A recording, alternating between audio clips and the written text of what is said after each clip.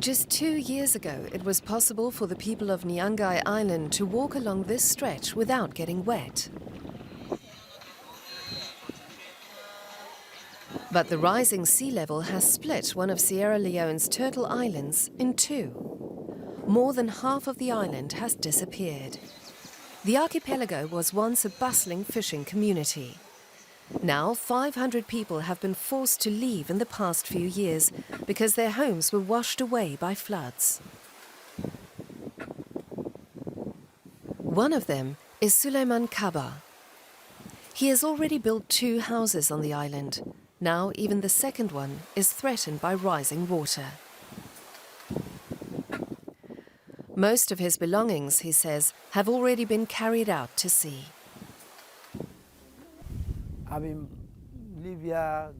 This is where I grew up, and I have lived all my life here. It's where I built my house. First, the water washed away the last trees, and then it took my house with it. I built another house, but the water will soon take that one too. Now I have left the island and settled on a larger one that's nearer to the mainland. Suleiman Kaba can't afford to resettle the whole family on the mainland immediately. His wife still lives on Niangai, and his children are with relatives. Starting a new life is expensive. Most people here live on no more than 10 cents a day.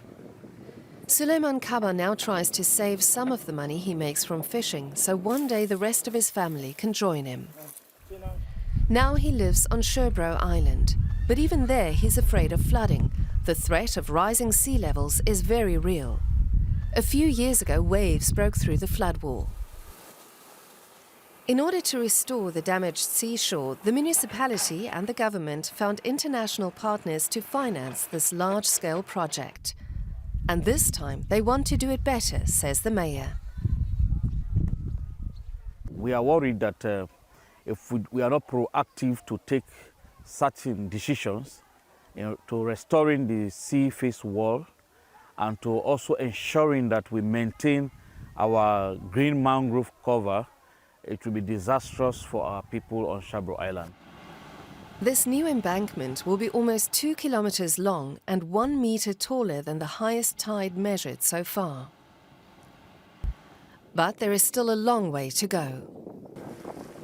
Many islanders don't yet understand the danger of deforestation, that tree cover would provide the islands a measure of natural resilience and would slow erosion. Still, people continue to cut down trees, to use as a building material and as a source of energy. It may be illegal, but they see no alternative. Gale Sesai is a fishmonger.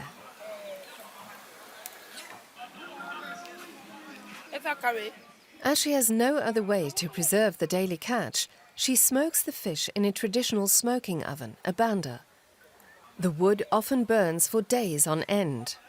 The last time we had visitors from an organization, they promised us a new drying oven, but that was more than 8 months ago, and we have not seen them again. They haven't come back.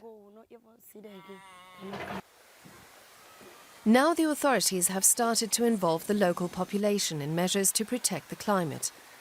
Mangroves are being planted. Fisherman Alpha Jallo looks in on the young mangrove plants nearly every day. He says the roots will bind the soil and protect it from being washed away in the rainy season. These mangrove roots will help the ground become stable again. If we don't plant here, the problems will remain. Houses will be lost, and people will have to migrate again. The mangroves and the embankment project give him hope, says Alpha Jallo.